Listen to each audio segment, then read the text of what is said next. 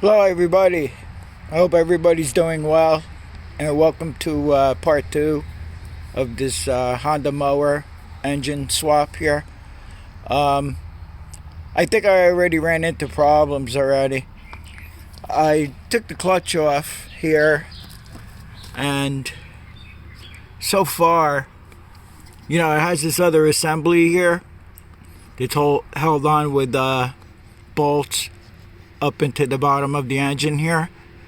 And as I see it right now on the engine we took off yesterday that we're using, there's a hole here. I mean, I could tap it out. There's no threads in there. But another bad thing I'm really noticing is the shaft. The crankshaft on the engine we're using is bigger. So what I'm going to do is we're going to get to that point. I'm going to take off the rest of that assembly on the other engine, and the shaft on the blown engine looks like it's a smaller shaft. If worse comes to worse, I'll just put the blade mount back on here, and it won't be clutch driven blade. It'll just be a direct drive blade. We could always do that. That's not a big deal. It's still a Honda engine, so let me get to it and I'll be right back to you. Okay, so what I had to do is to disconnect this cable here. The cable goes through here and into this assembly here for the clutch. So when you pull on the handle, it pulls this cable and then it engages the clutch. So I got that spring off, and then I just moved this whole thing over and pulled the cable. I moved this whole thing over here, and then I pulled the cable out. And like I said, I don't know if we're going to be using this clutch assembly thing. I have to see if I can make it fit on the bottom of the other engine. Not looking too promising right now, but like I said, the other one, I'll use the blade mount, which has the pulley on it for the self-propelled transmission and everything here. And then I also took this shield off here. I just cleaned out a whole bunch of crap in here, and I think we're just about ready. I think I may just pull the engine now and work on this on the other table or something. Okay, I can see right off the bat we can't use the clutch, the bleed clutch drive here. This bracket's supposed to go under the engine here. This engine, the bottom part of this engine's not equipped for this. And the shaft looks like I said, is too big. So I'm just gonna go ahead and pull the engine off, and I think we'll be using the carburetor. Yeah, we'll be using the whole carburetor assembly off the old seized engine on there. This way, when you shut the throttle down to stop, it shuts off, because it's electronically kills the power to the spark plug too when you turn the throttle down. So I'll have to figure all that out, change everything over. So for now, I'm just going to pull the engine off the other one, see where we stand. Okay, so now I'm going to use our trusty Harbor Freight puller. Came 3 pullers, 3 different sizes for like 20 bucks. I've used them even on the Ravleys. They work pretty good. So I'm going to go ahead and get this clutch assembly off here. I wouldn't have to worry about it, but I have to take off the drive belt. I have to get the drive belt out, pull the engine out. So turns out this pressure plate, the thing we just took off here, there's one bearing falling out over here that's all rusted up. So this clutch is like blown out anyway. So maybe it's lucky that I can't use this clutch on the other engine that we're going to install. Okay, so some more good news with this is the blade mount that we're going to use with the drive pulley that the belt's going to go around is identically the same size as the old one, so we're not going to have any problems with the belt. I could use the same belt again on here. So that's good news. Okay, I'm going to pop everything off we're going to use on the other engine. The linkage for the carburetor, because it has the cable, the air cleaner, the carburetor, everything. And I'm going to take the top off here. I already disconnected the fuel line and the governor spring. I already disconnected that.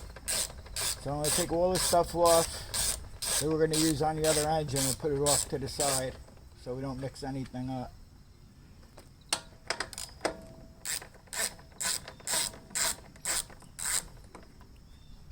The starter recoiler on the other one is the good one, I believe. This is the one that's the bad one. But the customer didn't want to spend the money to fix the machine. Sometimes I don't blame people. Some of the prices for the parts are like outrageous.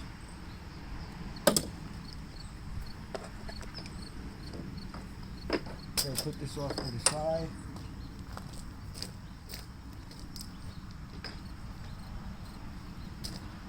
I think this whole thing comes off with the gas tank assembly. Yes, it does. Another thing too, it has these bushings in here. You gotta watch you don't lose these bushings.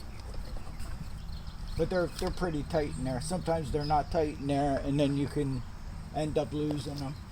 I've done it.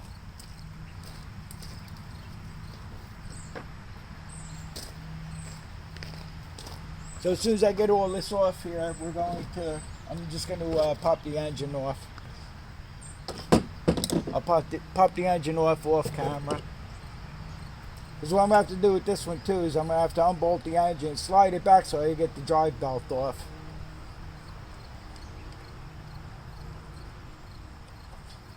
I already loosened this before.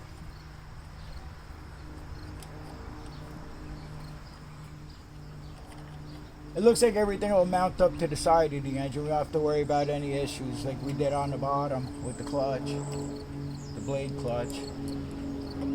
So, curl this down a little bit. How the heck?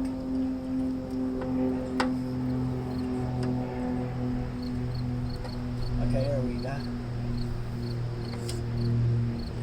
Okay. This just has like a round, I don't know what you want to call it. It just slides in a notch here, and there's a slot at the bottom, and you just slip it in there tight, and the bracket holds it on from falling out, in case you need to know.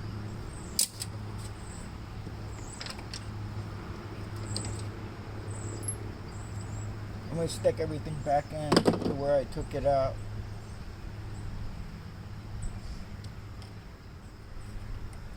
So we don't lose anything.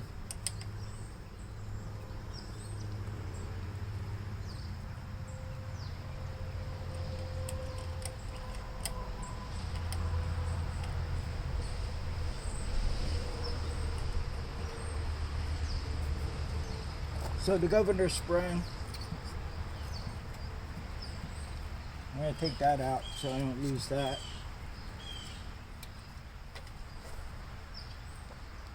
That I think I'll just put in the tray over here.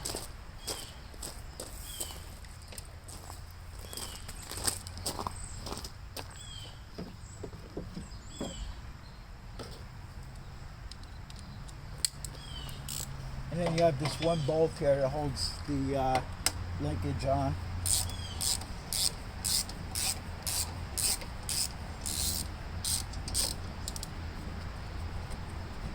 I don't know if this has a spacer. It could have a spacer in there. You don't want to lose that either. No, it don't. Okay.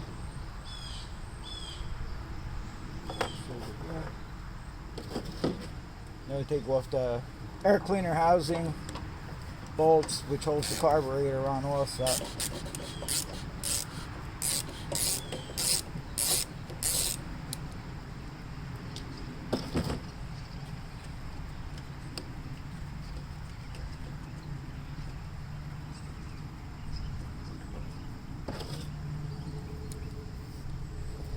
See if you can still see me. Yeah, Yeah, pretty much so.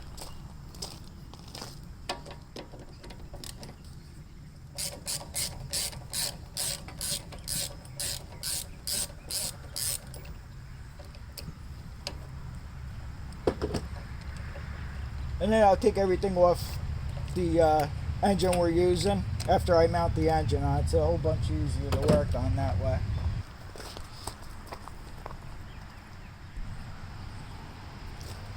Okay, so I don't know what's up with this carburetor because it was on a bad engine. I never heard, the engine run with this carburetor on it. So what I'm gonna have to do later is, after I mount the other engine on here, I'm gonna have to take the carburetor apart and clean it all out, make sure it's okay.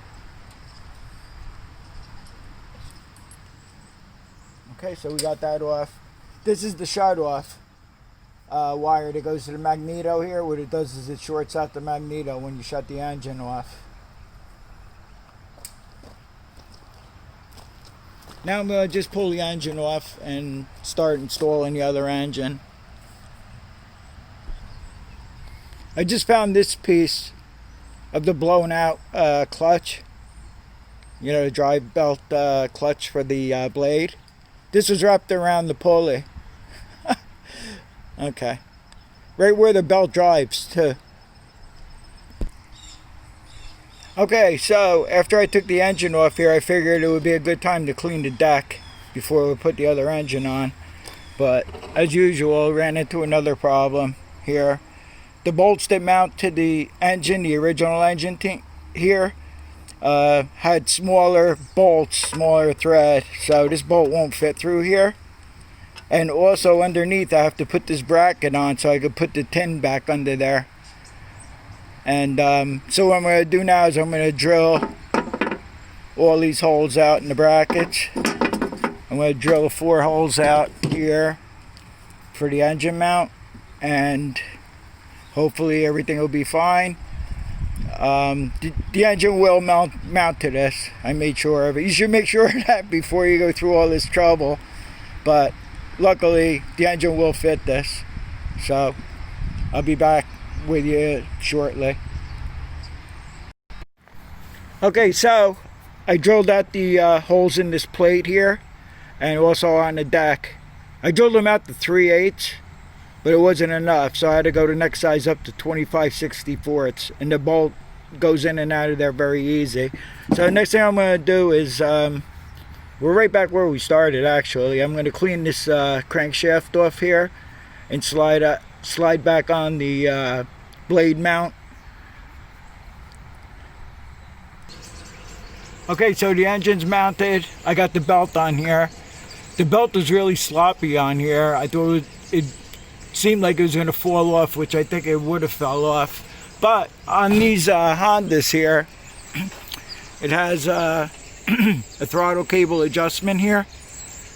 Okay, so I was able to screw this out from this part of the cable here, and it took up a lot of the tension in the belt.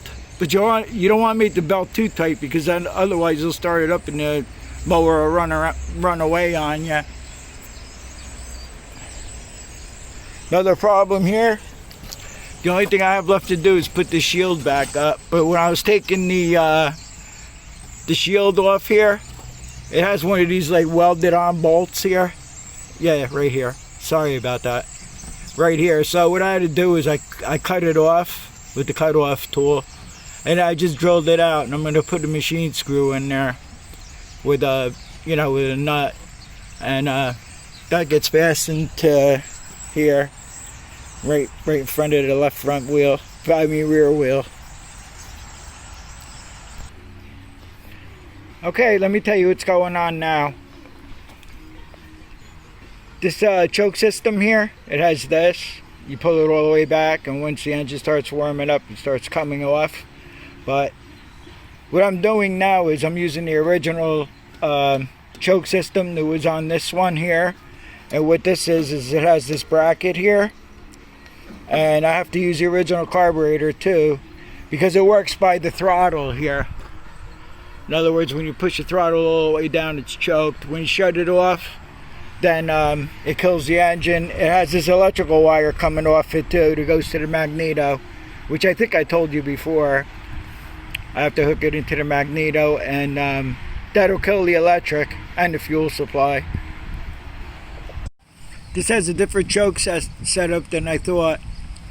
Usually, like I said, it has the throttle cable. It pulls the linkage back and sets the choke. Well, this doesn't. With these Hondas, they all have a spacer, then the carburetor. You know, there's gaskets too. And you mount the carburetor and the air cleaner housing, you know, all together. Okay, so the carburetor spacer is actually a choke stove. I guess it works off the engine block. I've never seen one before. I've seen 4 different kinds of choke setups on these Honda engines. So I'm hoping that's going to work okay. We have everything back together. I put the cover on, a recoiler on. Before I put the engine on, I took the dipstick out, turned the engine upside down, drained the oil into a pan. So I put fresh oil in it. That's done. I sharpened the blade before I put the blade back on. After this is hours of doing this. Also, we have this the clutch lever here. Does nothing anymore because it's a direct drive blade, so I'll have to take all this off. I haven't started it up yet. I put gas in it. We're going to try to start it up to see if it runs. Okay. We'll try to start it up, see if it starts, see if it shuts off, make sure it doesn't take off when I start it up. There was another thing I noticed with this, is that I noticed this right from the beginning when I got it. You push it forward, but you can't push it backwards.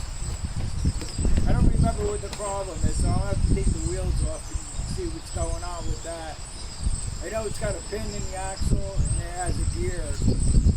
Sometimes people reverse the gears and it don't work, or the pin in there is stuck. I'm not quite sure, but let's see what happens. Then finally the gas is turned on, so I don't know.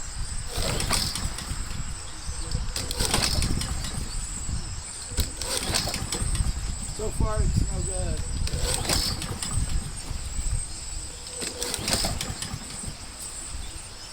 Oh, guess what? Forgot to turn the throttle on.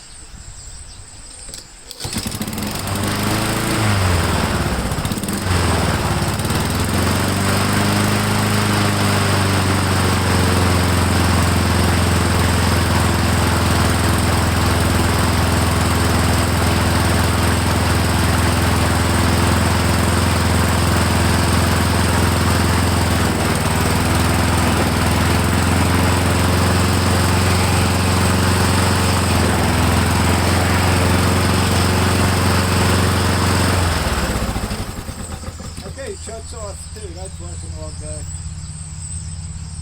So I guess the choke is working right.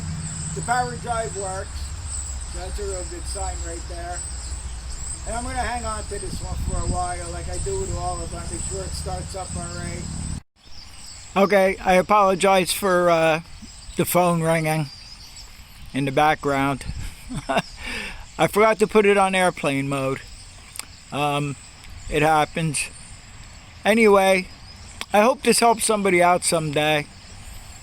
I can tell you one thing, like Craftsman with Briggs & Stratton engines and stuff like that are much easier to build than these are. But like I said, I hope this helps somebody out someday. And I want to thank you all for watching, and I'll see you on the next one.